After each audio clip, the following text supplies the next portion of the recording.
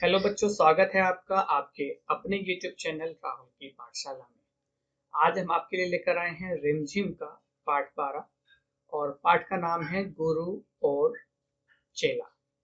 ये इस पाठ की पार्ट 1 वीडियो है।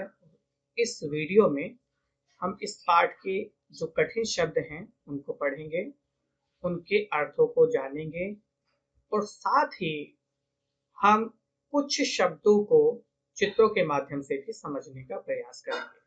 तो चलिए मेरे साथ शुरू करते हैं। पहला शब्द जो कविता में आया है ग्वालिन, तो ग्वालिन की तरफ हम चलते हैं। ग्वालिन का मतलब क्या होता है? ये ग्वाला का अर्थ होता है गाय पालने वाला, और जो ग्वालिन है वो ग्वाला का स्त्रीलिंग है, यानी कि ग्वाले की पत्नी को ग्वालिन यहाँ कहा गया है और अंग्रेजी में भी इसको ग्वालिन ही कहते हैं। चित्र में आपको दिखा देता हूँ जो कविता में आया है। ये कविता में चित्र आए हैं ग्वालिन के, और ये जो ग्वालिन के सर पर रखी है ये है गगरी। ये गगरी है, इसमें पानी भरते हैं। ठीक है, तो आगे अब हम चलते हैं। अगला शब्द है हमारा ढेला। ढेले का जो मतलब होता है वो होता है रुपया, यानी कि मनी। अगला शब्द हमारा आता है नगरी। नगरी मतलब शहर, यानी कि सिटी। तो कविता में जो शहर का नाम आया है वो है अंधेर नगरी। डगरी, डगरी का मतलब होता है रास्ता, रोड। अगला है शीश। शीश का मतलब होता है सर, क्योंकि कविता में आया था धरे शीश गगरी, तो यानी कि सर पर गगरी रखी हुई है, और गगरी हमने आपको पहले दिखा दी। और ये सर को अंग्रेजी में बोलते हैं हेड। अगला शब्द है हमारा बुद्धू। बुद्धू का मतलब होता है नासमझ, यानी कि मूर्ख। और अगला है झट। झट का मतलब तुरंत, यानी कि इमीडिएटली। अगला शब्द हमारा आया है सुयश। सुयश का मतलब होता है ख्याति या फिर प्रसिद्धि, यानी कि फेम। क्योंकि गुरुजी ने पूछा था कि किसके सुयश का बजता यहाँ बाजा, तो सुयश का मतलब ख्याति या फिर प्रसिद्धि, और अंग्रेजी में इसी को फेम कहते हैं। अगला शब्द देख लेते हैं पधारना। पधारना मतलब आना, यानी कि भाजी।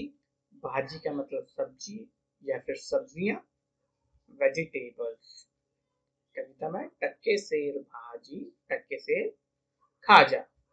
करामात। करामात का मतलब होता है काम, यानी कि वर्क। रेला पेला। रेला पेला का मतलब होता है भीड़ भाड़ या फिर धक्कम धक्का, यानी कि रश।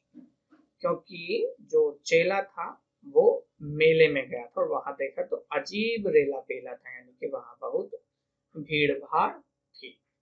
टका।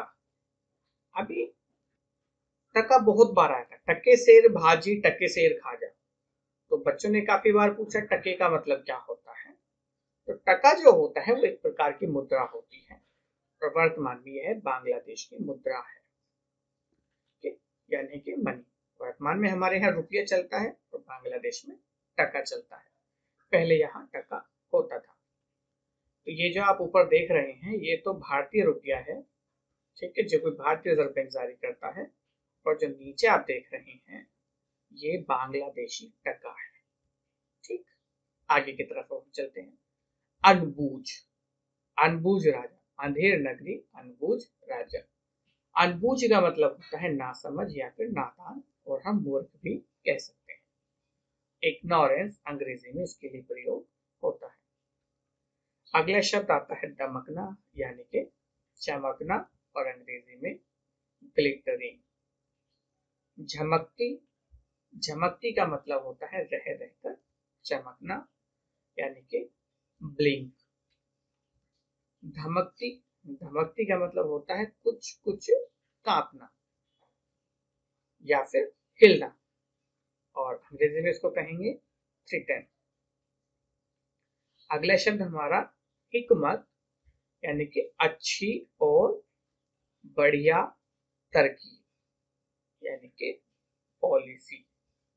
ठीक है, आगे चलते हैं।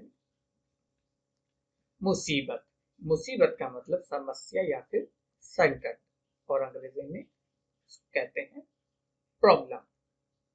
क्षण, जो क्षण है वो होता है क्षण, यानी कि एक समय का डिवीजन इसको कह लीजिए। ठीक है, सेकंड का कुछ हिस्सा, मोमेंट, अंग्रेजी में इसके लिए प्रयोग हम करेंगे।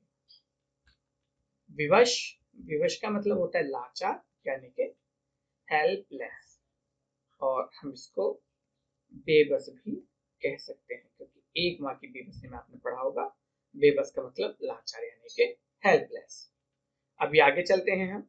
अजब, अजब का मतलब होता है अनोखा, स्ट्रेंज।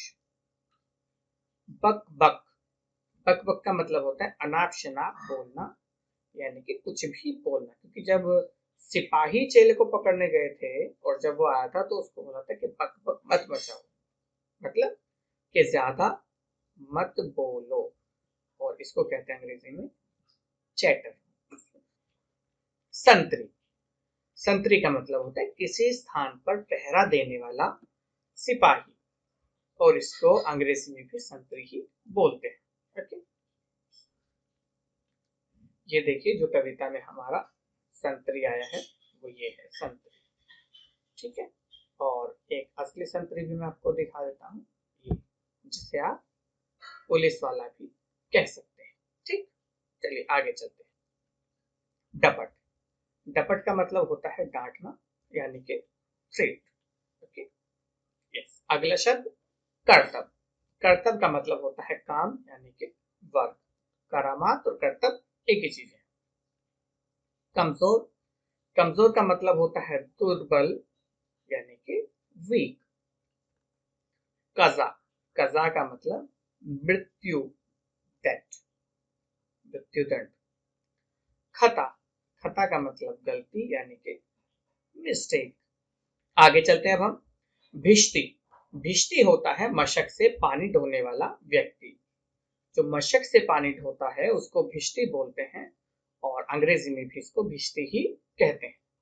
शरारत, शरारत का मतलब होता है कोई दुष्टतापूर्ण कार्य या फिर कोई शरारत भरा कार्य, और मिस्चीफ अंग्रेजी में इसको कहते हैं। अगला शब्द है हमारा जल्लाद, जल्लाद मतलब राजा की आज्ञा से दंडित व्यक्ति को फांसी देने वाला कर्मचारी। तो एक कर्मचारी होता है जो कि लोगों को फांसी देता है, वो फांसी अपने आप नहीं देता, जब भी देता है जब राजा का आदेश होता है। हमारे यहाँ वर्तमान समय में भी कुछ लोगों को जब फांसी की सजा होती है तो जेल में एक व्यक्ति होता है जिसको जल्लाद कहते हैं, और वो ही सबको फांसी देता है, और अंग्रेजी में इसको कहते हैं हैंगमैन। अगला शब्द है हमारा गफलत, गफलत यानी कि असावधानी या फिर लापरवाही या फिर बेपरवाही। नेग्लिजेंस, नेग्लिजेंस अंग्रेजी में इसके लिए प्रयोग होगा।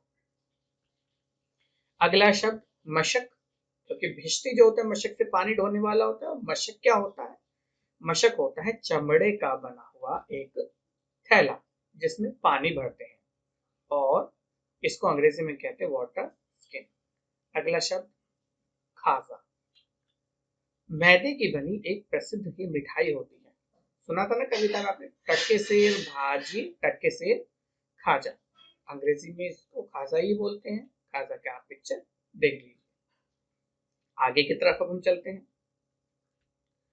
फौरन, फौरन का मतलब तुरंत, तो यानी कि फौरन और झट दोनों एक ही चीजें हैं, दोनों का मतलब तुरंत यानी कि इमीडिएटली होता है। अगला शब्द न्योता, निमंत्रण यानी कि इनविटेशन, चेले को इनविटेशन मिला था। झमेला, झमेला मतलब झगड़ा यानी कि मैस। सेर, सेर होता है वजन मापने की इकाई होती है, और यह 80 तोले के बराबर की होती है, यानी कि 80 तोला मतलब 800 ग्राम। तो जैसे भी वर्तमान में हम किलो से नापते हैं तो ऐसे ही तब सेर में नपता था, टक्के सेर। ठीक है, कविता में टक्के सेर भाजी टक्के सेर खाजा, यानी कि एक टके में एक सेर यानी कि लगभग 800 ग्राम और अंग्रेजी में इसको फेर ही कहते हैं। आशा करते हैं कि वीडियो आपको पसंद आया होगा। वीडियो पसंद आया है तो लाइक करें, अपने सहपाठियों के साथ इसको शेयर करें और आपके कोई सुझाव हैं तो कमेंट सेक्शन में आमंत्रित हैं। मिलते हैं नई वीडियो के साथ, तब तक के लिए धन्यवाद।